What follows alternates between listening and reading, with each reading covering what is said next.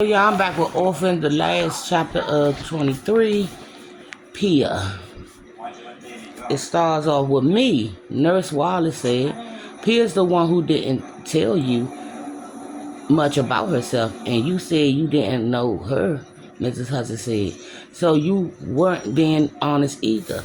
But I've heard quite enough for today, Nurse Wallace, Mrs. Hudson said, holding the door open. Good day.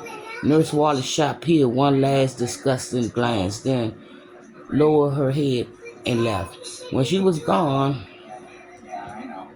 Mrs. Hudson shut the door and leaned against it, breathing hard and pressing Elizabeth's head protectively to her chest. Pia stood frozen at the bottom of the stairs, not knowing what to say or do. If Nurse Waters had no intention of helping, why had she asked when Pia's mother died? Why had she asked if her brothers were sent to St. Vincent's? More importantly, how did she know she was lying? Did she know something that she wasn't telling her? And what did Mrs. Hudson think after everything she just heard? She looked at her, waiting for the questions to start. Mrs. Hudson straightened and opened her mouth to say something. Then Elizabeth started coughing. Standing opposite Mrs. Hudson on the other side of the examination table, Pia put one hand on the back of Elizabeth's leg, the other on the small shoulder blade. Elizabeth laid on her belly, wearing only a diaper, whimpering and trying to get up.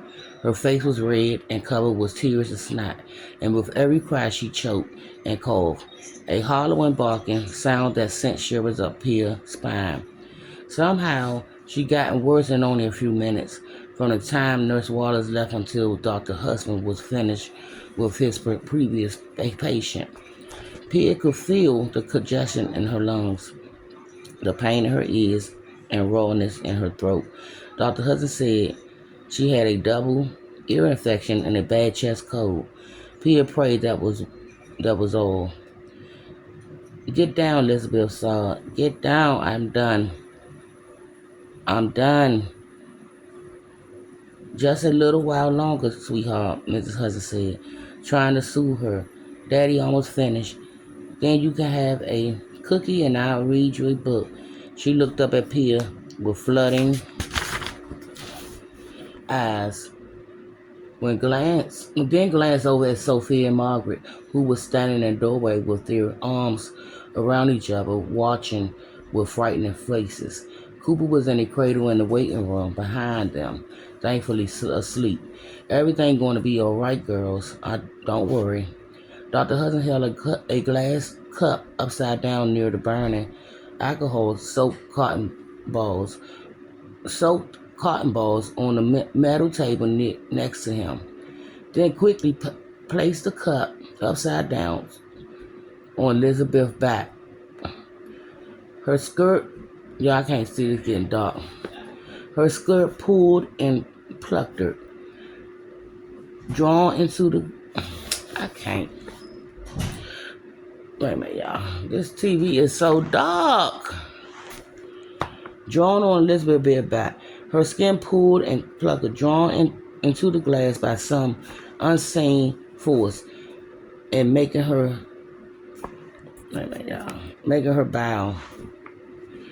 It was the last of 6 cups on her back, lined up like spikes on a caterpillar. That's it, Dr.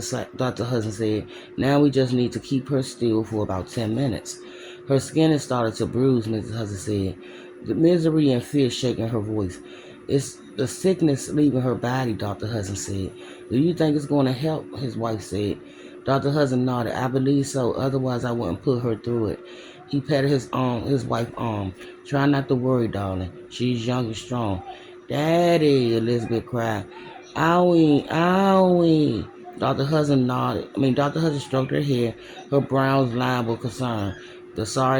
I'm sorry, baby girl, he said. Daddy just trying to help you feel better. We're almost done, I promise.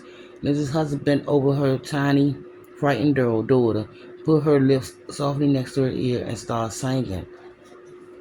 Listening intensely to her mother's soft voice, Elizabeth finally started to settle. Her breath hinching in her chest, her chin quivering. Pia blinked back tears, remembering how Ollie and Max used to do the same thing when Muddy sang to them. She couldn't wait for this to be over, for Elizabeth's sake as well as her own, and and for Margaret and Sophie's, who were surely scared they might lose another sibling. If only she could take them out of the room to save them from seeing their little sister suffer. But Dr. and Mrs. Hudson needed her help.